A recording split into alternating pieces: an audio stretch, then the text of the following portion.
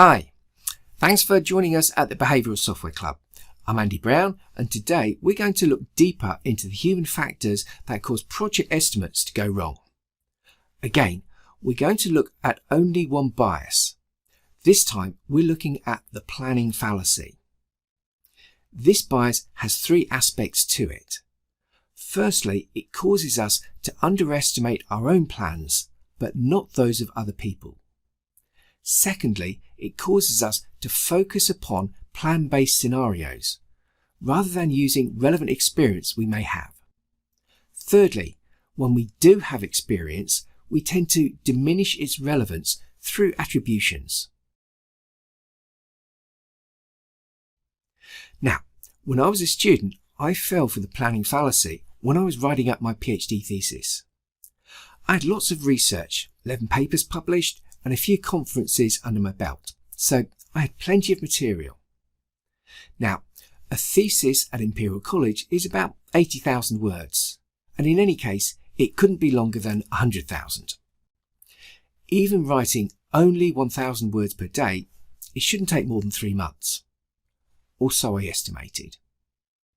9 months later, I typed the final word of my final draft and hit the print button one last time. Now, I had plenty of relevant experience that I could have drawn on for my estimation. Every year, I'd watched several students write up their theses. Each student predicted they would take 3 to 5 months. Each one took at least 9 months. Some never completed. If you'd asked me to predict how long those other students would take, I could have done so very accurately, including the no finishers. If you'd asked those other students to predict my timetable, their predictions would have been equally accurate. However, none of us could accurately estimate our own plans. This inability to see our own estimation errors whilst being able to spot others' errors is similar to the bias blind spot, where we can see other people's biases but not our own. It also gives us a clue as to how to mitigate this effect. So, why do we focus upon plan-based scenarios rather than our own relevant experience? When we have a large planning task, we tend to break it down into smaller tasks, and then we break these tasks into smaller ones, and so on. We then construct a mental story of how we will complete each task. We identify relationships between the tasks, and then we integrate them into a connected narrative of how we'll complete the overall task. Although creating this connected narrative helps us understand the larger task, by doing this, we shift out of estimation and into planning. This shift causes us to focus on how we will complete the task, rather than on identifying potential impediments or drawing upon our relevant experience. But if we do have past experience, why do we ignore it or diminish its relevance through attributions? By attributions, I mean that we attribute, explain away, or excuse a behaviour or outcome.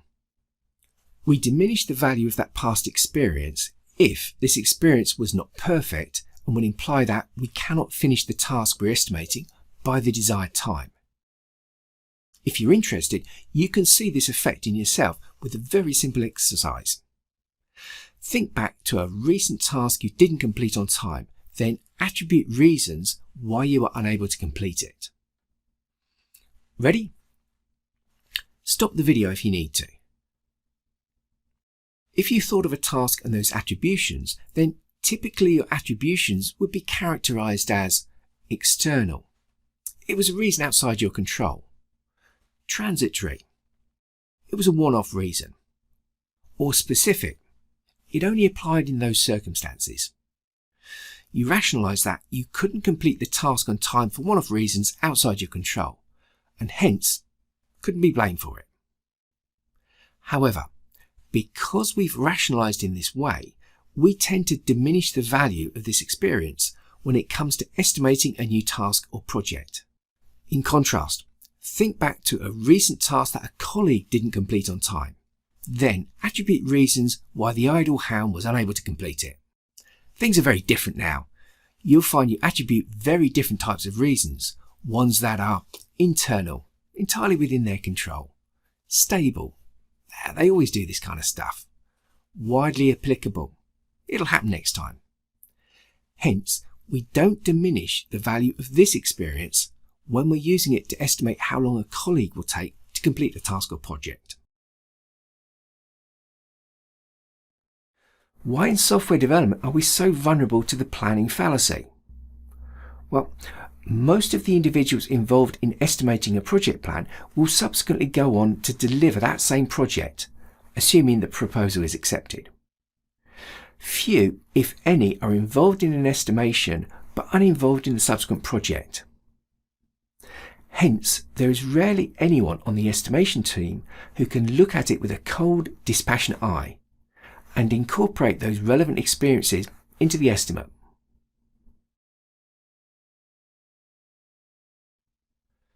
So why have humans evolved the planning fallacy? Remember, biases only exist in us today because they once provided our ancestors with an evolutionary fitness benefit. One possible explanation for the planning fallacy is that it will make us more likely to participate in a lengthy endeavour that has evolutionary fitness benefits for us. The planning fallacy may have acted as a counterbalance to other biases, like hyperbolic discounting, which causes us to undervalue future events, and so stop us participating in lengthy endeavours. Alternately, underestimation of our own tasks may simply be a byproduct of our self-deception mechanisms. In contrast, our ability to correctly estimate the tasks of others may be related to mechanisms to see through the deceptions of others.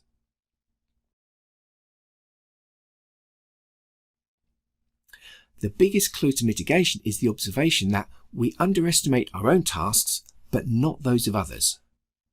Try bringing in an independent observer, someone who will not be involved in the subsequent project, someone who has no reason to diminish the value of those past experiences of the project team members. This independent observer will give more weight to previous performances and will be far more likely to attribute past failures to reasons that are internal, stable and global, rather than external, transitory and specific. The second thing you can do is to unpack the project into several smaller projects. The planning fallacy is less on shorter projects. The third thing you can try is to raise awareness within your team of this bias. One way you can do this is to run a workshop, one that includes some planning games designed to raise awareness of the planning fallacy. One final thought: humans evolved the planning fallacy for a reason. Without it, we may not have attempted many beneficial endeavours. Therefore, if you try to reduce the planning fallacy, aim to do so in a way that still encourages beneficial projects.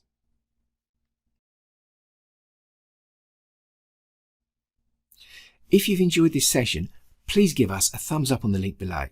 And if you're interested in this topic, please hit the subscribe button. Thanks for watching, and I hope to see you again soon.